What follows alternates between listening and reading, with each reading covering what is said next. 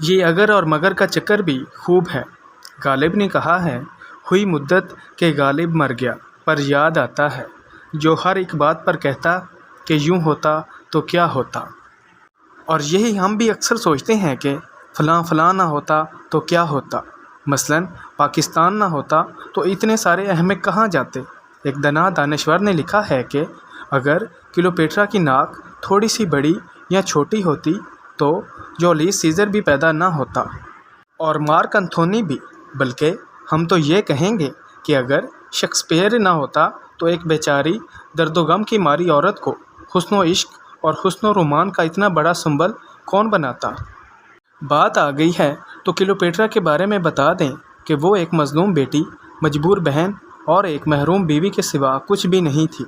Shakespeare نے اپنی شاعرانہ موشگافیوں سے جو اسے کچھ بنایا ہے وہ ایسی تھی نہیں۔ ایک عام سی عورت تھی، نہ اتنی خوبصورت تھی اور نہ ایسی چالاک، بلکہ اصل میں وہ بے شمار مجبوریوں کی ماری ہوئی ایک بد نصیب عورت تھی۔ جب وہ 4000 سالہ مصری سلطنت کے فرعون کے خاندانوں میں 30ویں اور آخری یونانی نژاد سلطنت کی آخری فرعونہ بنی تو مصری دستور کے مطابق اس کی شادی اپنے کم عمر بھائی سے ہوئی، جو اس کے بیٹے کی عمر کا یعنی اس سے 13 سال چھوٹا تھا، اور یہیں سے ساری خرابی پیدا ہوئی۔ اس بچے کا ایک اتالق اور حکیم اس کے سرپرست بن گئے، اور نادان اور ناسمجھ بادشاہ ان کے لیے کٹ پتلی بن گیا۔ کلیوپیٹرا قابل اور دانا تھی، اور حکمرانی کے لیے قابل ترجیح بھی تھی۔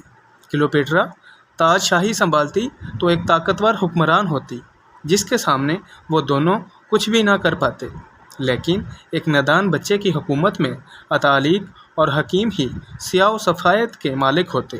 چنانچہ انہوں نے بہن بھائی کے درمیان پھوٹ ڈالی، سازشوں کے چال بننا شروع کیے، یہاں تک کہ اسے قتل کرنے کا فیصلہ کیا گیا، لیکن وہ جان بچا کر رومی جرنیل جولیس سیزر کے پاس پہنچ گئی۔ یہیں پر شیکسپیئر نے وہ قالین کا حصہ ایجاد کیا ہے۔ وہ آئی، اس نے دیکھا اور فتح کر لیا، لیکن ایسا کچھ نہ تھا۔ جولیس سیزر رومی سلطنت کے سینٹ کا ممبر اور ایک طاقتور جرنیل تھا۔ عشق و رومان کا اس میں کوئی دخل نہیں تھا، بلکہ یہ سیاست تھی کہ رومی حکومت کا ایک رکن اس سے شادی کر لیتا تو مصر کی عظیم سلطنت کا فرعون بن کر اپنے رومی ساجھیداروں پر برتری حاصل کر لیتا۔ لیکن وہاں روم میں بھی اس کا حریف اگسٹس کوئی معمولی عیار اور سازشی نہیں تھا۔ چنانچہ اس نے جولیس سیزر کا پتہ کاٹنے کے لیے مارک انتھونی کو بھیجا، اور پھر ایک سازش کے تحت جولیس سیزر کو قتل بھی کر دیا گیا۔ اب مصری کرب و جوار میں طاقتور رومی سلطنت کا نمائندہ مارک انتھونی بن گیا۔ پھر اس مجبور عورت کلیوپیٹرا نے اپنی حکومت اور خود کو بچانے کے لیے اس کا سہارا لیا، لیکن جب مارک انتھونی بھی زیر عتاب آ کر مارا گیا، اس نے پھر خودکشی کر لی، تو کلیوپیٹرا کو بھی رومی افواج نے اسیر کر لیا۔ کلیوپیٹرا کو معلوم تھا کہ رومی سلطنت کا ارادہ کیا ہے۔ اسے سخت پہرے میں زندہ اس لیے رکھا جا رہا تھا کہ اسے روم لے جا کر وہاں کے بازاروں میں پھروا کر رومی عوام کو بتایا جائے کہ دیکھو، زبردست اگسٹس نے 4000 سالہ مصری حکومت کو فتح کر لیا ہے، اور یہ قیدی اس سلطنت کی آخری فرعونہ ہے۔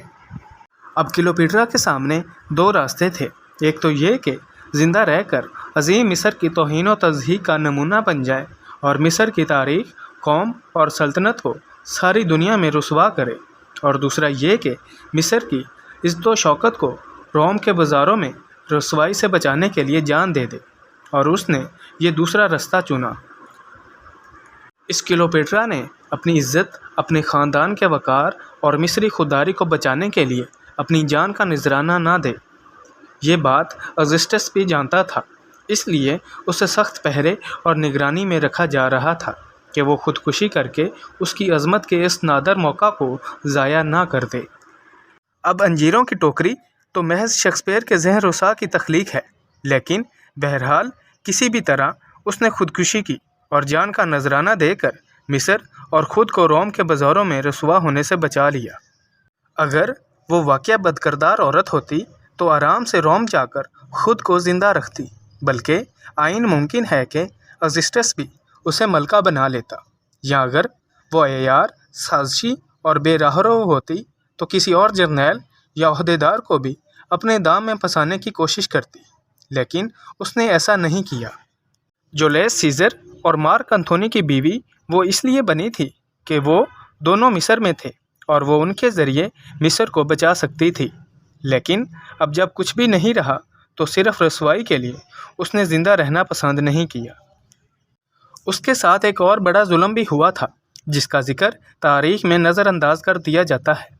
انتھونی سے اس کا ایک اور بیٹا بھی پیدا ہوا تھا، چنانچہ اس جگر گوشے کو بچانے کے لیے اس نے کچھ بااعتماد لوگوں کے ذریعے اسے مشرق میں بھیجنے کا بندوبست کیا اور ان لوگوں کو بہت ساری دولت بھی دی کہ اس کا اکلوتا بیٹا کہیں دور کسی مشرقی ملک میں چلا جائے اور وہ زندہ رہے۔